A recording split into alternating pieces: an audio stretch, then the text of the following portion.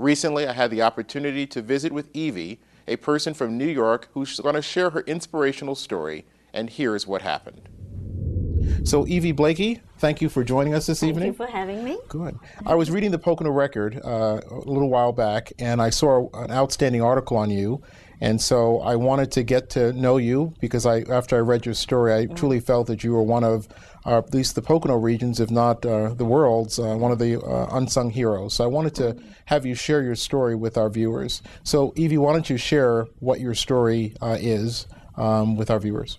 Well, I just want to tell you I'm just one, but as far as we know right now, we have over 5,000 surviving hidden children.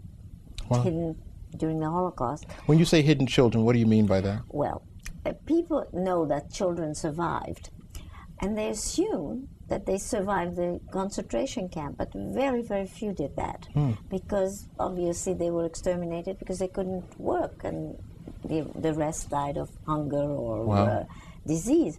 So the children who were left alive were those who were hidden. And just want to tell you, in Europe, of Jewish children born between 1933 and 1945, between 10 and 11% survived. Wow. That's it. And of those, 98% were hidden. I'd like to welcome to the studio today, we have the Sheriff of Monroe County, Mr. Todd Martin, joining us. So welcome, Mr. Martin. Thank you, sir. Sheriff Martin. Appreciate it. Sure. So I know that you're involved with the American Cancer Society and the Heart Association, as well as the Red Cross, but your full-time job is the sheriff. So why don't you just tell us a little about what that job entails, and then we'll talk about some of your other work. Okay. I've been in the sheriff's office for 28 years. I've been sheriff now for 15 years.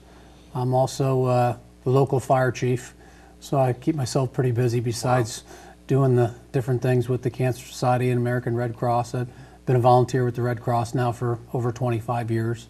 And, I'm pretty involved in the community, involved in the schools, involved with many things. I coached sports for many, many years. And, it's just try to keep as busy as I can and try to get back to the community as much as I can. Now joining us in studio is Julie Weber, Hamilton Banks, and Captain William Paris to discuss an unsung hero who's no longer with us, Mr. Bob Hillman. So I want to thank you all for joining us. So, Captain, pleasure. Thank you so much. Our pleasure. Thank you, Julie. Thank you for having us. Hamilton, thank you so much for joining us. Hamilton, I know you had a chance to be impacted by Mr. Hillman. So tell us how that happened for you.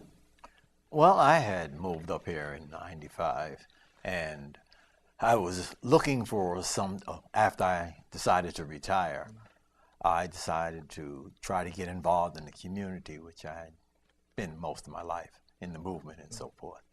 But anyway, I saw an ad in the paper announcing that there was a meeting of this coalition, and it seemed to talk about the kinds of things that I was interested in. So I attended the meeting, and I was hooked. To know Bob is to know that once he gets a hand on you, it stays on you. And then you just go along with the program. And he has a way of getting you to do what you should be doing. Wow, that's wonderful.